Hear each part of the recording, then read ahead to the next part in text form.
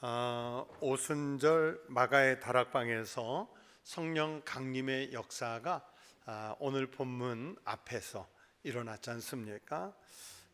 그 성령 강림의 역사의 현장에 있었던 사람들은요, 그날 그 자리에만 있었던 것이 아니고요, 예수님이 십자가에 달려 돌아가시고 또 그 예수님이 죽음에서 일어나 부활하시고 또 하늘로 승천하시는 이 장면들을 함께 목격했습니다. 제자들과 많은 다중의 사람들이 함께 목격을 했습니다. 그러면서 예수님께서 공생의 기간 동안에 또 그러면서 부활하신 이후에 남겨진 제자들에게 여러 차례 약속하신 말씀이 뭐냐? 성령 강림이 있을 것이다. 그러므로 너희는 예루살렘을 떠나지 말고 기다리라 하는 말씀까지 주셨는데, 그런데 이 제자들은 오늘 본문이 임할 때까지 예수님의 죽으심, 예수님의 부활하심, 예수님의 승천하심, 그리고 마가의 다락방에서 성령께서 아주 강렬하게 역사하시는 것을 다 함께 목격을 했고 또 자기네들이 직접 체험을 하게 됐습니다. 그러니 다 보았고 다 체험했기 때문에 이 사람들은 담대해졌습니다. 그래서 숨어 지내던 제자들이 이제 예루살렘 거리로, 또 이스라엘 백성들이 신앙생활을 위해서 모여드는 회당으로 밖으로 나와서 예수님의 죽음과 예수님의 부활과 예수님의 승천, 즉 복음이지요. 이 복음을 전하기 시작을 했습니다. 그렇다면 상황이 호전되었는가? 그것은 사실은 아니거든요. 여러분, 오늘 본문이 있기까지 예수님이 십자가에 달려 돌아가신 지가 시간이 1년 지났습니까? 2년 지났습니까? 오랜 시간이 지났습니까? 아니에요. 불과 2달 전 일이에요. 2달이 채 되기 전에 이런 상황이었는데, 그런데 예수님의 제자들과 예수님을 따르는 사람들에게는요, 아직 예수님을 죽였던 그 바리새인들, 서기관들, 제사장들, 이런 종교 세력 또는 헤롯 땅을 중심으로 한 정치 세력, 이런 사람들이 여전히 아주 매서운 눈초리로 지켜보고 있는 상황이었기 때문에 위험이 따르는 때입니다. 몇 년이 지나서 다 잊혀졌다든지 그러면 모르겠는데 아직도 위험한 상황이 지속되고 있는 그런 때였어요. 그래서 감히 예수의 이름을 내세우고, 어떻게 보면 십자가에 달려 죽은 죄역죄인이기 때문에 그분의 이름을 내세우면서 밖으로 나온다는 것은 이건 매우 위험한 일이에요. 함부로 나설 수 있는 그런 상황이 아니었단 말입니다. 그러나 그럼에도 불구하고 예수님의 제자들은 밖으로 나서서 복음을 전하기 시작했습니다. 오늘 읽은 이 본문을 사도행전 중에서도 베드로의 설교라고 이렇게 제목을 붙일 수가 있습니다. 오늘 본문 14절을 보십시오. 베드로가 11사도와 함께 서서 소리를 높여 이르되 유대인들과 예루살렘에 사는 모든 사람들아, 이 일을 너희로 알게 할 것이니 내 말에 귀를 기울이라. 이 일을 알게 할 것이라 했는데 무슨 일을 알게 하려고 한다는 뜻이겠습니까? 바로 다른 것 아니에요. 예수님이 왜 죽으셨는지, 그 죽으신 예수님이 어떻게 부활하셨는지, 그리고 그 예수님이 어떤 모습으로 하늘로 승천하셨는지, 이 일을 알게 하겠다는 거예요.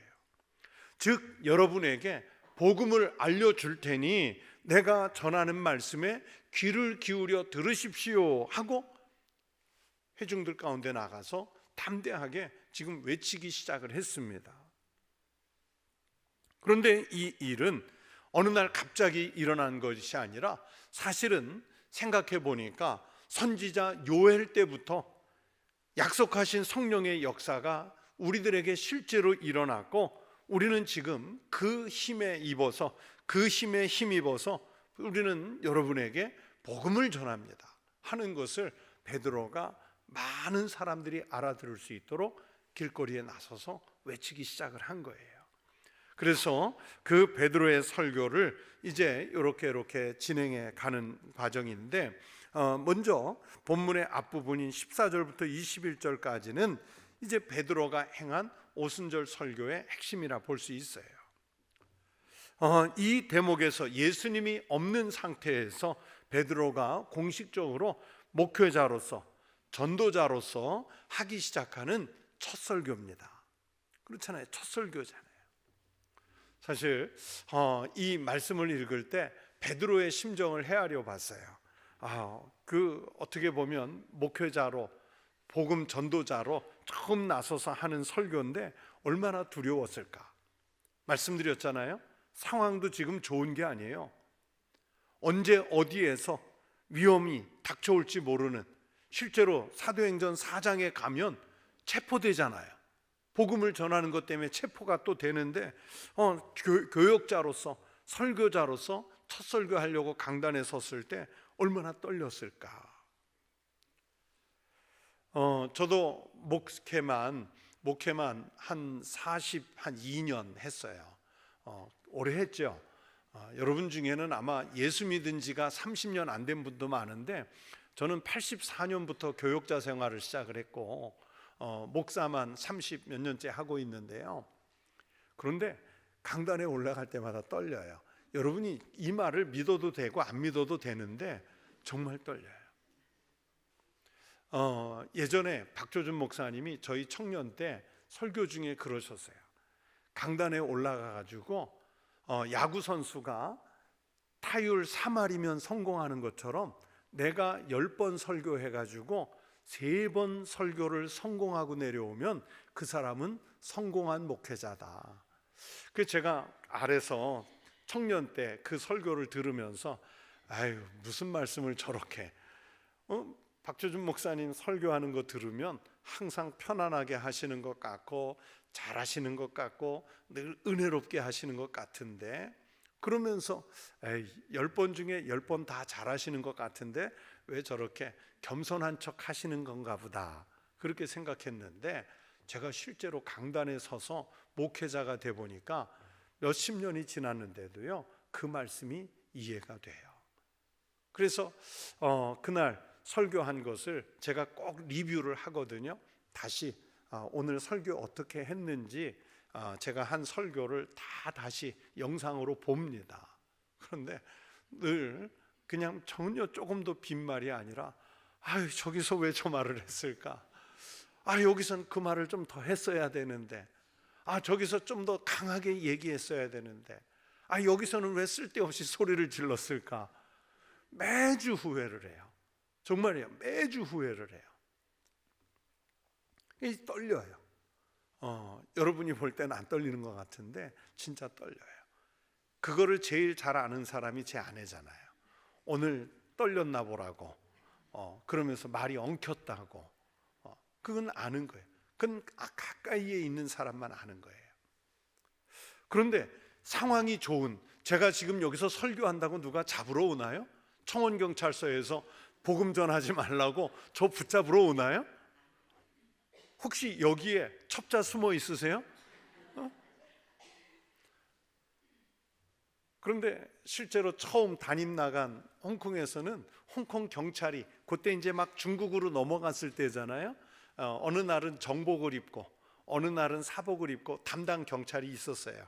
처음에는 남자분이었다 여자분으로 바뀌었는데 저기에 앉아가지고 늘 들으셨어요, 그분이. 그런데 요거는 원고에 없는 여담인데, 그 여자분이 제 설교를 늘 듣다가 은혜를 받았나 봐요. 그 경찰이 은혜를, 왜냐하면 늘 통역을 하니까 저희 외국인들이 있었기 때문에 늘 통역기를 주고 듣는데, 어느 날 저한테 면담을 신청했어요. 목사님 설교에 늘 은혜를 받고 있는데 그래서 한국인과 결혼하고 싶다고 그래서 한국인 중매해달라고 그래서 제가 실제로 중매를 몇 번 시도했는데 안 됐어요, 그 여자 경찰분이. 그런데 우리는 지금 상황이 좋은 상황에서 제가 복음을 전하는 거잖아요. 다 하나님 말씀을 듣겠다고 마음을 열고 온 상태에서 이 말씀을 듣는 그런 상황인데도, 그런데도 떨려요. 그런데 베드로는 지금 예수님을 죽였던 세력이 두 눈 부릅뜨고 예수를 쫓아다니던 사람들이, 예수의 제자였던 사람들이 앞으로 어떤 상황을 전개시킬지 아주 그냥 호시탐탐 노리고 있는 상황에서 길거리에 나와서 복음을 전할 때 이 베드로가 얼마나 두렵고 떨렸을까. 그래서 베드로가 담대하게 말씀을 전하기 위해 지금은 3시 대낮이기 때문에 우리는 술에 취해서 이 이야기를 하는 게 아니다 하고 미리 밑자락을 깔아 놓잖아요. 그러면서 내 말에 귀를 기울이라 이렇게 말씀하죠. 왜냐하면 내가 꼭 전해야 할 말을 전하는 것이기 때문에 여러분은 내 말에 귀를 기울이십시오, 이렇게 당부하면서 복음을 전하는 거예요. 그리고 이 말은 자신의 생각을 얘기하는 것이 아니라 앞에서 말씀드린 대로 우리가 익히 알고 있는 선지자 요엘을 통해서 주신 말씀이다. 이스라엘 사람이라면 누구나 다 알고 있는 말씀을 내가 이제 그 말씀이 어떻게 실현이 됐는지 여러분에게 전하는 것이다, 그 이야기를 하는 거예요. 그런데 요엘 선지자나 아니면 구약 성경 속에서 예언했던 그 예언 속에 그리스도가 누구이시냐?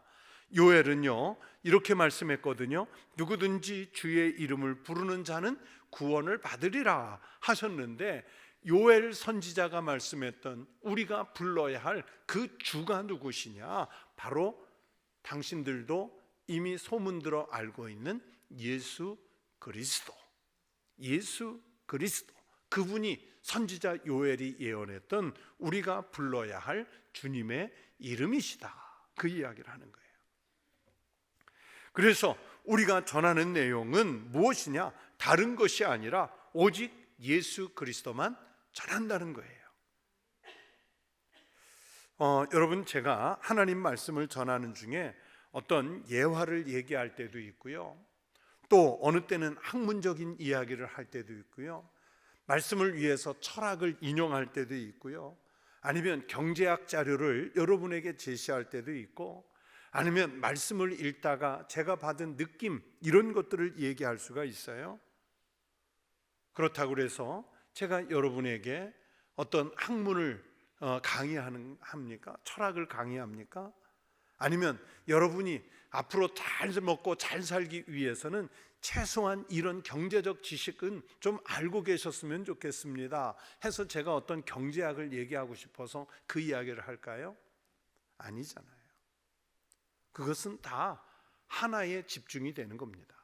오직 예수 그리스도, 오직 예수 그리스도를 여러분에게 잘 설명하기 위해서, 그리고 그분이 주신 그 복음의 말씀대로 우리가 더 잘 살기 위해서, 신앙의 삶을 살기 위해서 동원되는 하찮은 도구에 불과한 것이지 그것이 본질은 아니란 얘기예요. 사실 베드로가 이 내 말에 귀를 기울이라고 하면서 지식을 가르치려는 것 아니죠. 베드로에게는 그럴 능력이 없습니다. 실제로 사도행전 4장에 가서 베드로와 요한 사도가 붙잡혔을 때 워낙 말을 잘하니까 그 관리들이 놀래지 않습니까? 아니, 저 사람들은 학문이 없는 평범한 사람인 줄 알았는데 어떻게 우리를 압도하는 이야기를 저렇게 잘할 수 있느냐? 그러면서 깜짝 놀라잖아요. 그러니까 베드로에게는 그럴 만한 학문적 지식이 없는 사람이었어요. 그러면 방언을 받았으니까 그 방언을 통해서 하나님의 큰 일을 말하는 것을 사람들이 깨달아 아니까, 그러면 언어를 사람들에게 가르치기 위해서 내 말에 귀를 기울이라고 했을까요? 아닙니다. 방언은 오직 복음을 잘 전하기 위해서 하나님께서 성령의 역사의 징표로 주신 것이었지, 그것이 사람들에게 언어를 가르치기 위한 도구는 아니지 않습니까? 언어를 가르칠 수 있는 능력 자체가 베드로에게는 없어요. 그러면 베드로가 길거리에 나서서 내 말에 귀를 기울이라고 한 것은 어떤 의도입니까? 오직 예수 그리스도만 전하려고. 여러분, 베드로가 전할 때 주변을 보십시오. 베드로가 11 사도와 함께 소리를 높여 그랬죠. 혼자 아마 나가서 처음부터 전하기 시작했으면 두렵고 떨렸을 거예요. 그런데 아니에요. 그 공동체가, 초대교회 공동체 구성원들이 함께, 예수님의 남은 제자들이 함께, 11사도와 함께 이렇게 하니까 더 담대하게 전할 수 있게 됐어요. 우리도 혼자 나가서 복음을 전하려고 하면요, 쉽지 않아요. 그래서 이때에 교회가 전도합시다 할 때 같이 가서 전도하면요 훨씬 수월하고요, 또 교회가 어떤 운동을 일으켜서 복음을 전할 때 힘을 냅시다 그러면 그때 같이 힘을 내면 용기가 생기는 거예요. 같이 기도하면 능력이 모이는 거예요. 제가 가끔 말씀드리는데, 제가 성령의 은혜를 체험하고 목사가 되기로 서원한 다음에 복음을 좀 담대하게 전해야겠다 해가지고 고등학생 시절이니까 옛날엔 다 버스나 전철을 탔거든요. 그래서 버스 타고 교회에서 가져온 전도지 한 100-200장을 가지고 그때는 이렇게 길거리에서 복음 전하는 노방 전도를 많이 했어요. 그래서 나도 다른 사람처럼 용기를 내서 해봐야겠다 했는데, 처음에 버스에 딱 섰는데 한마디도 못했어요. 진짜예요. 얼굴만 빨개지고 한마디도 못해서 창피해가지고 다음 정류장에서 내린 적도 몇 번 있어요. 근데 나중에 용기가 생기니까 이제 복음을 외치고 전도지를 전해주고, 또 서울역에 내리면 서울역에서 복음을 전하고, 명동에 가서 복음을 전하고, 이제 이렇게 했어요. 그런데 혼자 할 때보다 함께, 이렇게 베드로가 11사도와 함께 서서 소리를 높여 그랬던 것처럼 교회가 함께 전도 운동을 할 때, 교회가 함께 기도해서 힘을 모을 때 같이 하니까 더 용기가 나고 힘이 나더란 말입니다. 그러면서 하나님께서 도우셔서 놀라운 역사를 일으키시는 것을 이 성경 속에 예수님의 제자들이, 또 오늘날까지 존재하는 많은 교회들이 그것을 체험하면서 여기까지 성장해 왔단 말입니다. 바로 그것을 오늘 14절부터 21절이 바로 베드로의 복음 설교의 데뷔전이라고 말할 수 있는 거예요. 용기 있게 11사도와 함께 서서 소리를 높여 외치고 전했더니 사람들에게 복음이 확산되는 이 시작이 여기서 시작이 됩니다. 그러면서 설교의 핵심이 뭐냐? 22절부터 24절인데 우리는 누구를 믿고 있느냐? 너무나 당연한 이야기지만 예수 그리스도를 믿는다는 고백이에요. 하지만 우리는 늘 의심하고 긴가민가하죠. 그래서 혹시 구원이 다른 데 있지는 않을까? 평안이 다른 방법으로는 오지 않을까? 하면서 다른 길을 찾아보지만 다른 길은 없습니다. 오늘 베드로의 설교 중에 보면 예수님의 정체성을 말씀하시는 부분이 나와요. 그래서 그 첫 번째가 뭐냐? 예수님은 자기를 낮추셔서 우리 가운데 오신 하나님이시라는 것을 베드로가 설교 중에 밝히는 거예요. 나사렛 예수라는 호칭을 썼죠. 요한복음 1장 14절 아주 유명한 말씀이죠. 말씀이 육신이 되어 우리 가운데 거하심에, 이 성육신 하신 말씀이잖아요.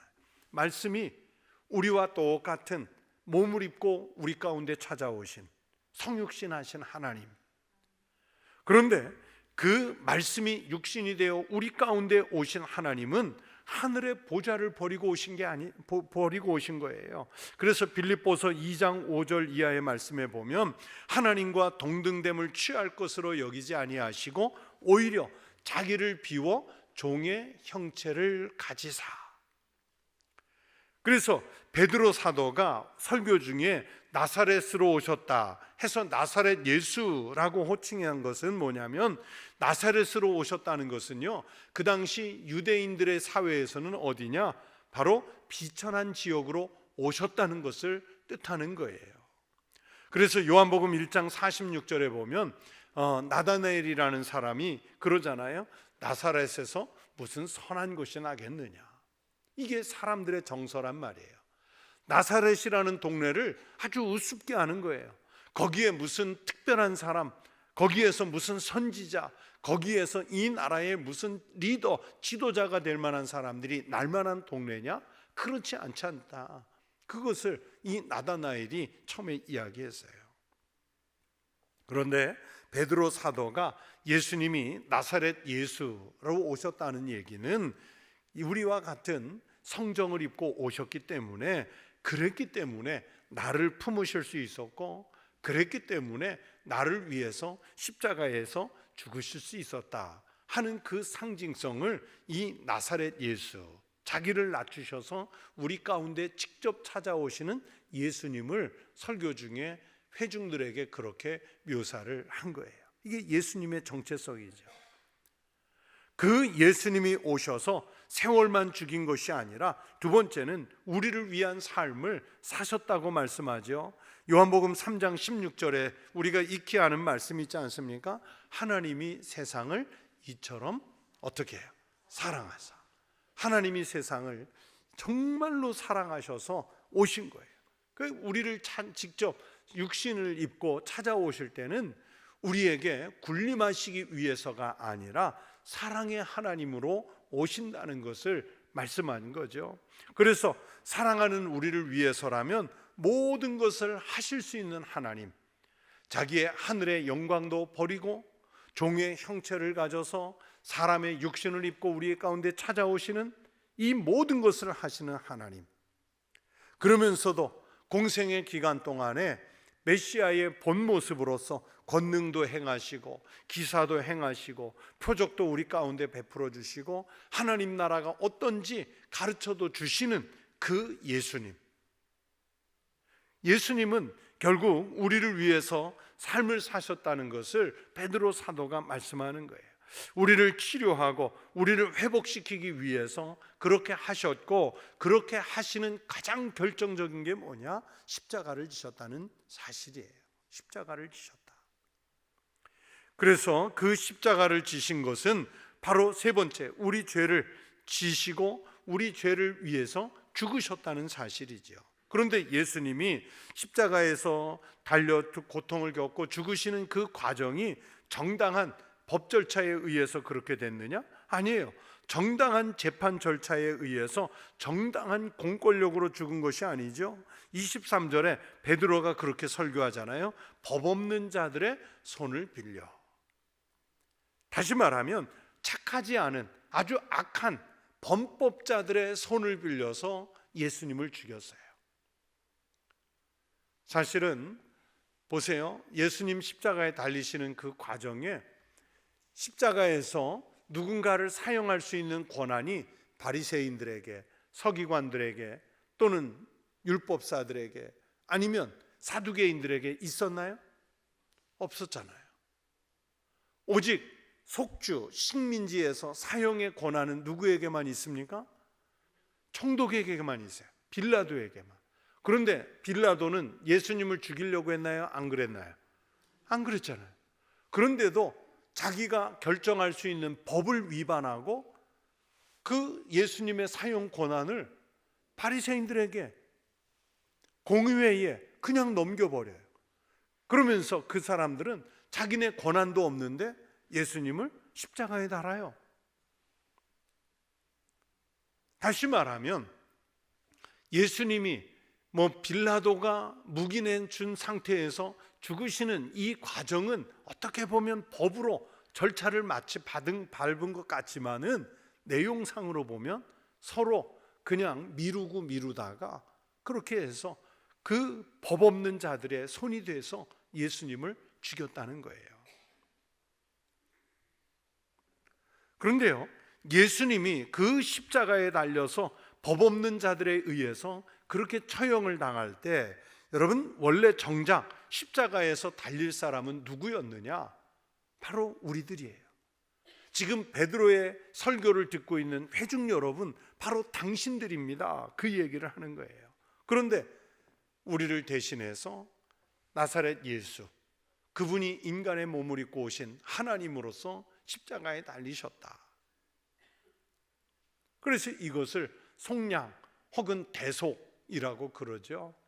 옛날에 우리나라에서도요, 어떤 그 마을에서 원님이 재판을 해서 누군가 곤장을 한 20대 쳐라 이렇게 하면 그 집이 만약에 곤장을 맡을 사람이 양반이었든지 혹은 양반의 자제였으면 맞아야 되는데 대신 맞아주는 사람이 있죠. 돈을 받고 속량이에요. 속량전을 받고 속죄전을 받고, 그러니까 그 돈을 받고 대신 맞아주는 사람이 있는데, 그래서 그걸 속량, 대속이라고 하는데, 사실은 우리의 그 악한 죄악 때문에 우리가 십자가에 달려 죽어야 마땅한 일인데, 예수님께서 그 공생애 가운데 우리 죄를 지시고 우리를 위해서 죽으신 거예요. 바로 그것을 법 없는 자들의 손을 빌려서 예수님이 죽으신 거예요. 그래서 예수님이 우리를 속량해 주시고 대속해 주셨다는 뜻이죠. 그런데 그 예수님은 네 번째는 뭐냐? 예수님의 정체성 네 번째는 죽은 것으로 끝나지 않았어요. 부활하셨어요. 24절에 보면 사망의 고통에서 풀어 살리셨으니 그렇잖아요. 사망의 고통에서 풀어. 여러분들이 십자가에서 달려 죽인 그 예수님이 죽은 것으로 끝나지 않고 사망의 고통에서 풀어 살으셨다, 부활하셨다, 그 이야기를 해요. 그런데 이 사망의 고통에서 풀어 살리신 그분이 그렇게 한 것처럼 우리 예수를 믿는 믿음의 사람들도 결국은 사망의 고통에서 풀어질 수 있다는 것을 말씀하는 거예요. 예수님이 부활하셔서 잠자는 자들의 첫 열매가 되심 같이 우리도 부활한다, 우리도 영생한다는 것을 이 설교 중에 함축적으로 말씀하고 있습니다. 그래서 회중 여러분, 예루살렘 시민 여러분, 또 아시아의 각 곳에서 이곳에 찾아와서 오늘 여기에서 이 이야기를 듣는 여러분, 바로 이분, 예수 그리스도, 이분이 나를 위해서 죽으셨고 그리고 그분이 부활하셔서 우리를 살리십니다. 바로 그 예수를 제가 여러분에게 전합니다 하는 게 이 설교의 핵심인 거예요. 그런데 이 설교는 갑자기 튀어나온 것이 아니라고 그랬죠. 이미 여러 차례 성경 속에 예언이 되어 있다는 얘기를 해요. 25절부터 32절이 그 예언인데, 어떤 예언이냐? 베드로가 설교 중에 다윗이 시편에서 말씀한 예언을 인용하고 있습니다. 같은 내용, 오늘 베드로가 인용하는 그 같은 내용의 말씀이 어디에 나오느냐? 시편 16편 8절 이하에 나옵니다. 다윗의 시편 가운데 이 말씀이 나와요. 베드로가 다윗의 시편을 인용하려는 의도가 어디에 있겠습니까? 바로 메시아 되시는 예수님이 죽으셨고 그분이 부활하셨다는 것을 선포하기 위해서 다윗의 시를 인용하고 있습니다. 23절에 그렇게 인용하죠. 너희가 법 없는 자들의 손을 빌려 못 박아 죽였으나 그랬고요.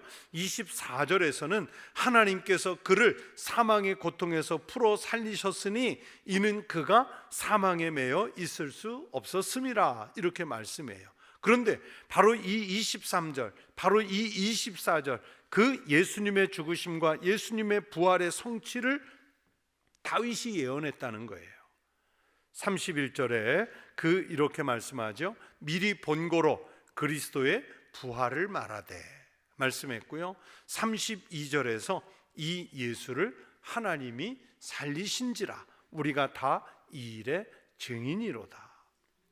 즉 예수님의 죽음과 예수님의 부활에 대해 예언된 대로 이루어진 이 사실이 자기들이 바로 증인 되었다, 우리가 증인이다 라는 사실을 설교 중에 선포하고 있습니다. 그래서 베드로는 다윗이 예언한 그 메시아가 바로 예수님이라는 걸 말씀해요.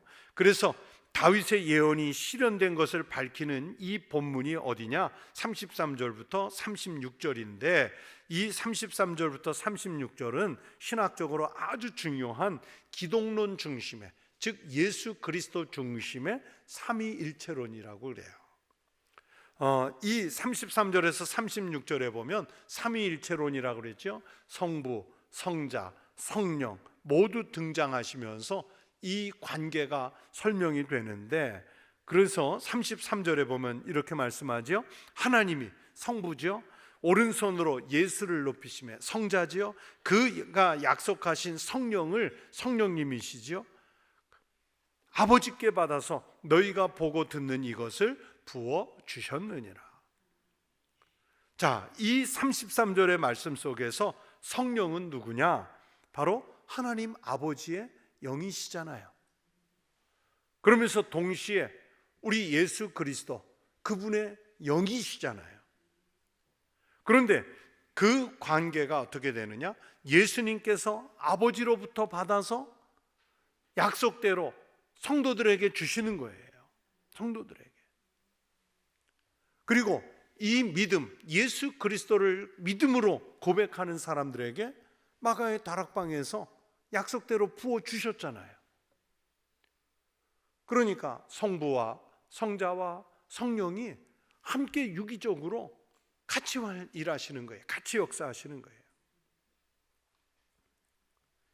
그리고 그냥 세 분만, 성삼위일체만 역사하시는 것이 아니라 성령을 사모하는 이들에게는 주셨고, 그런데 주신 것이 예수 그리스도의 약속대로 주신 것이고, 우리에게는 아버지의 영을 넣어주신 거예요. 그러므로 믿음의 사람들은 이 성령의 은혜를 이미 받았음을 믿고요, 그래서 우리는 내가 성령의 은혜로 산다는 믿음이 중요합니다. 그러나 많은 사람들이, 그리스도인들이 자기가 은혜를 받았으면서도요, 그걸 모르고 살아요. 성령이 어떻게 역사하시는지를 모르고 살아요. 36절에 말씀하죠. 그런즉 이스라엘 온 집은 확실히 알지니 너희가 십자가에 못 박은 이 예수를 하나님이 주와 그리스도가 되게 하셨느니라 하니라. 구약 성경의 하나님, 이스라엘의 하나님은 어떤 분이십니까? 바로 천지를 창조하신 성부 하나님이십니다. 그런데 성부께서 예수님을 주와 그리스도가 되게 하셨습니다. 어떻게? 십자가에 못 박게 하심을 통해서 하셨어요. 성부, 그 성자이신 하나님 자체이신 예수님이 십자가에 못 박혀 죽는 것을, 이걸 신학적으로 뭐라고 하냐면 라틴어로 스칸달룬이라고 그러거든요. 여러분, 이 스칸달룬이라는 말에서 스캔들이라는 말이 왔어요. 영어 스캔들 그러잖아요.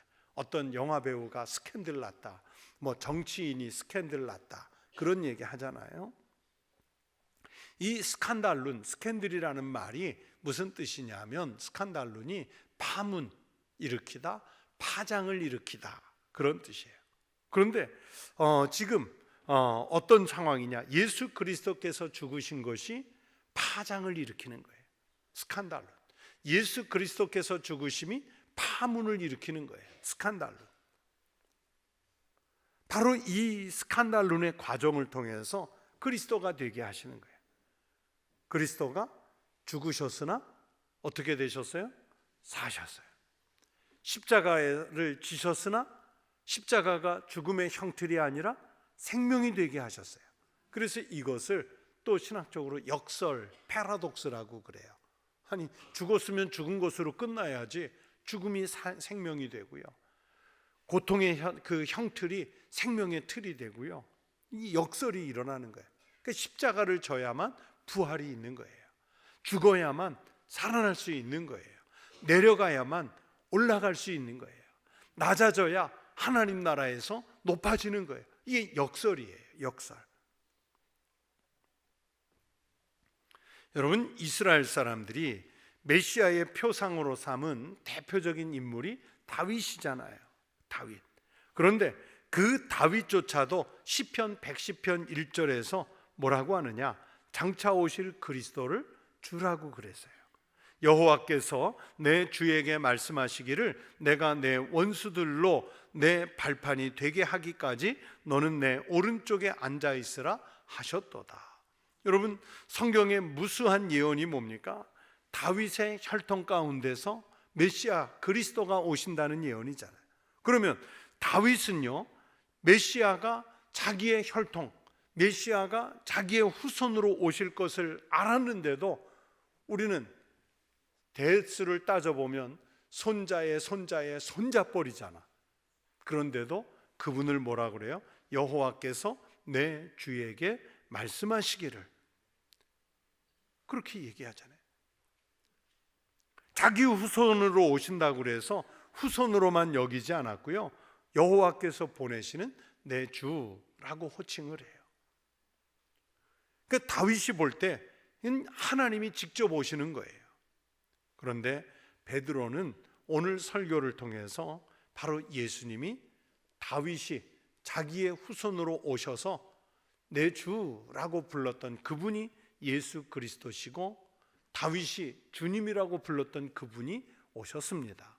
그러므로 나는 지금 여러분에게 그분 메시아 그리스도 되시는 예수님을 전합니다 하는 게 이 베드로 설교의 핵심이에요. 예수님이 하나님이 되셨고 직접 우리를 구원하시기 위해서 오신 줄로 믿습니다. 그런데 우매한 우리가 그분을 십자가에 못 박았습니다. 그런데 그분을 십자가에 못 박았지만 살아나셨고 부활하셨고 승천하셨고 성령을 우리에게 보내셨기에 이 베드로를 비롯한 11사도, 그러면서 초대교회 성도들은 담대하게 나서서 외칠 수 있게 됐습니다. 여러분, 베드로의 설교 그대로 오직 예수님을 통해서만 구원이 있는 줄로 믿습니다. 구원은 아무에게나 임하는 게 아니에요. 오직 예수 그리스도를 영접하고 오직 예수 그리스도를 믿음으로 고백하는 그이에게만 있는 줄로 믿습니다. 그러므로 이 고백을 하는 사람들은 이 소식을 믿고 이 소식을 전하는 증인의 삶을 이 성경 속의 사도들, 초대교회 성도들처럼 우리도 살아가야 할 줄로 믿습니다. 여러분, 말씀을 정리합니다. 우리 기독교의 복음은요, 언제나 예수 그리스도의 죽으심과 예수 그리스도의 부활을 통한 구속에만 있습니다. 이것은 절대로 변하지 않는 진리예요. 종교 다원주의자들이 그리스도가 여기에 있다, 그리스도가 다른 종교에도 있다, 여러분 그런 말에 현혹되지 마십시오.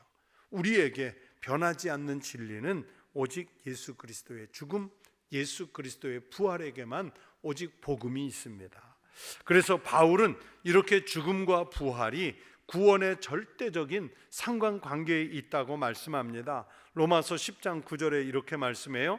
네가 만일 내 입으로 예수를 주로 시인하며 또 하나님께서 그를 죽은 자 가운데서 살리신 것을 내 마음에 믿으면 구원을 받으리라. 죽은 자 가운데서 살리신 것을 우리 마음에 믿으면 구원을 받으리라. 오직 주의 이름을 부르는 자만 구원을 받을 수 있다는 요엘의 말씀, 그리고 베드로 사도의 설교의 말씀, 성경을 관통하는 아주 일관된 그런 복음입니다. 여러분, 사람에게 한 번 죽는 것은 정한 이치입니다.